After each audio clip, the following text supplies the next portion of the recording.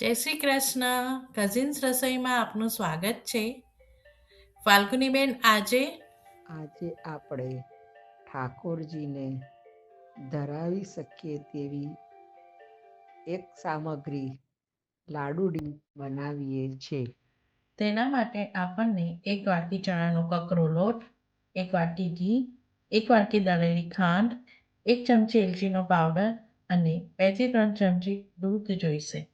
શરૂ કરી. સૌ પ્રથમ એક તવીમાં ઘી રેડીને તેને એકદમ સરસ ગરમ થવા દઈશું. ઘી બરાબર ગરમ થાય પછી તેમાં ચણાનો લોટ ઉમેરો અને પછી ગેસ ધીમો કરીને તેમાં ધીમા તાપે તેને શેકાવા દઈશું. આપણે તેને હલાવતા રહીશું.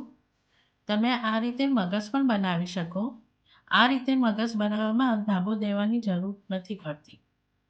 તમે જોઈ શકો છો કે જેમ જેમ આપણે હલાવીશું તેમ એમ દાણો કડક થવા લાગ્યો છે. આ પ્રસાદની લાડુડી નાના મોટા બધાને બહુ ભાવે છે. મારી તો આ બહુ જ ફેવરેટ છે. હવે આને આપણે હલાવતા રહીશું. આ બનતા થોડો ટાઈમ લાગશે.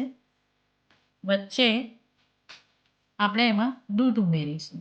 થોડો દાણો કડક થાય એટલે દૂધ ઉમેર્યા પછી આવું થોડું પરપોટા જેવું થશે, પણ આપણે એને ધીરે ધીરે હલાવતા રહીશું અને ચેક કરતા રહીશું. ધીરે ધીરે હવે એનો કલર બદલાવા લાગશે. તમે જોઈ શકો છો કે કલર હવે ધીરે ધીરે ડાર્ક થઈ રહ્યો છે. જેવો લાલાશ પડતો કલર આવે ત્યાં સુધી આપણે એને હલાવતા રહીશું અને થોડી થોડી વાર ચેક કરતા રહીશું. લગભગ આ હવે શેકાઈ જવા આવ્યો છે. થોડા ધીરજ રાખવાની જરૂર છે આ બનાવતી વખતે.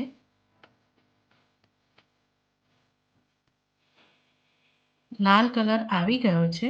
હવે આપણે ગેસ બંધ કરી દઈશું. વધારે શેકાઈ ના જાય તે માટે એને આપણે સાઈડ પર શાંતિથી હટાવી લઈશું અને રૂમનું સામાન્ય ટેમ્પરેચર આવે ત્યાં સુધી એને ઠંડુ થવા દઈશું.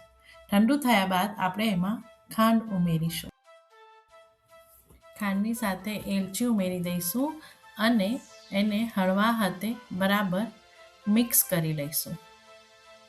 સરસ રીતે મિક્સ થઈ જાય પછી આપણે એમાંથી નાની નાની ગોળીઓ વાળવાની છે. તો આ રીતે આપણે નાની નાની ગોળીઓ વાળી શકીશું. એક હાથમાંથી લઈશું અને 2 હાથને ગોળ ગોળ ફેરવીને નાની નાની લાડુએ બનાવીને એક ડીશમાં મૂકી દઈશું. તો તૈયાર છે આપણી લાડુડી. મળીએ ફરી. જય શ્રી કૃષ્ણ.